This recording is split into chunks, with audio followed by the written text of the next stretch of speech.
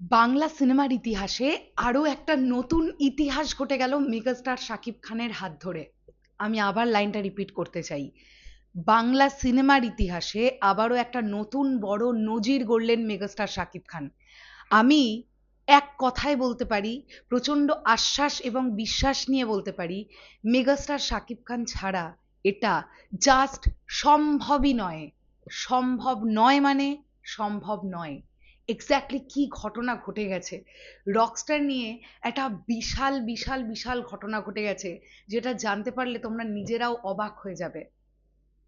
আমরা প্রত্যেকে জানি কুরবানি ঈদে রকস্টার আসছে বাংলাদেশ কাঁপাতে।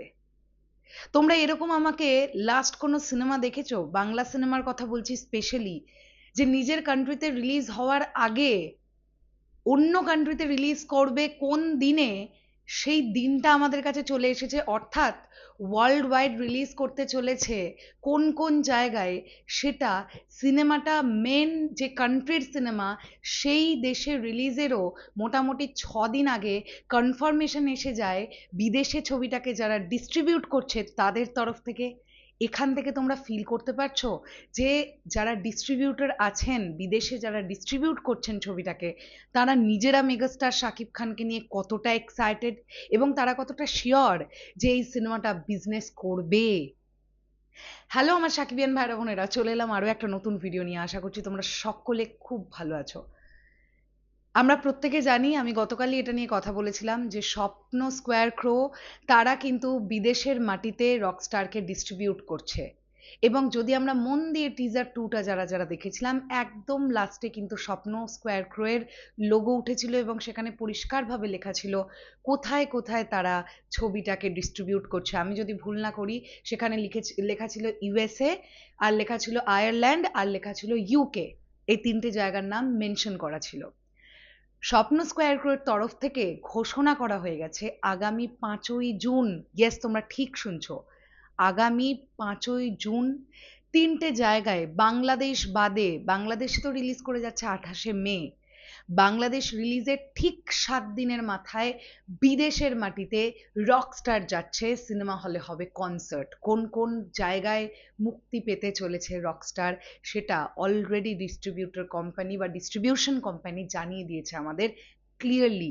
এবং তার সঙ্গে সঙ্গে এটাও জানিয়ে দিয়েছেন, এই যে ওয়ার্ল্ড ওয়াইড যে রিলিজ করছে এই 3টে জায়গার হল লিস্ট আসতে চলেছে আগামী 2রা জুন, মানে জুন মাসের 2 তারিখে।